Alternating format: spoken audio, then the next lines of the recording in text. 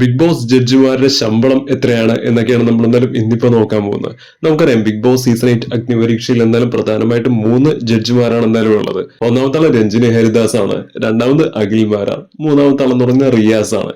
Big ബോസിന്റെ പല സീസൺസിലായിട്ട് വലിയ രീതിയിൽ ഇമ്പാക്ട് ഉണ്ടാക്കിയിട്ടുള്ള 3 ആൾക്കാർ തന്നെയാണ് എന്തായാലും ഇവര്.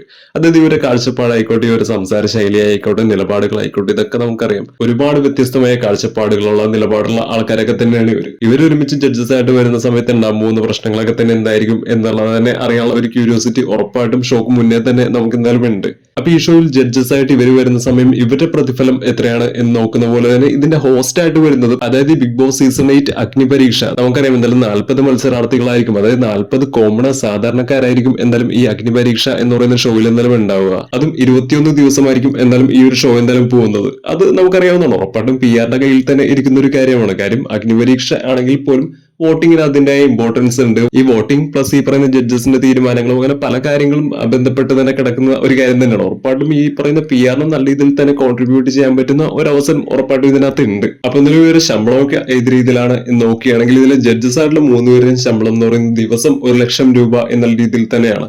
അതിപ്പോ അഖിൽമാരാറിനാണെങ്കിലും രഞ്ജിനി ഹരിദാസിനാണെങ്കിലും റിയാസിനാണെങ്കിലും എല്ലാം ഒരു ദിവസം 1 ലക്ഷം രൂപ എന്നുള്ള രീതിയിൽ തന്നെയായിരിക്കും കിട്ടുക. അതേസമയം ഹോസ്റ്റ് ആയിട്ട് വരുന്ന രനീഷയുടെ ശമ്പളം എന്ന് പറയുന്നത് ദിവസം 50,000 രൂപ എന്നുള്ള രീതിയിൽ തന്നെ ആയിരിക്കും. അത് ഉറപ്പായിട്ടും വളരെ ഒരു വലിയൊരു തുക തന്നെയാണ്. അതിപ്പോ ഹോസ്റ്റിന്റെ ആണെങ്കിലും അല്ലെങ്കിൽ ജഡ്ജസ് ആയിട്ട് വരുന്ന ആൾക്കാരുടെ ശമ്പളമാണെങ്കിലും വളരെ വലിയൊരു തുകയാണ് എന്ന് തന്നെ പറയാതിരിക്കാൻ പറ്റില്ല. ഉറപ്പായിട്ടും അത് ഒരു അർഹിക്കുന്ന ഒരു കാര്യം തന്നെയാണ്. കാര്യമായി ബിഗ് ബോസ് കഴിഞ്ഞ് പുറത്തിറങ്ങിയ ശേഷവും അവരുണ്ടായിക്കൊണ്ടിരിക്കുന്ന ഒരു ഇമ്പാക്ട് ആയിക്കോട്ടെ, അല്ലെങ്കിൽ സൊസൈറ്റിയിൽ അവരുടെ ഒരു സ്വാധീനമായിക്കോട്ടെ, ഇതൊക്കെ വളരെ വലുത് തന്നെയാണ്.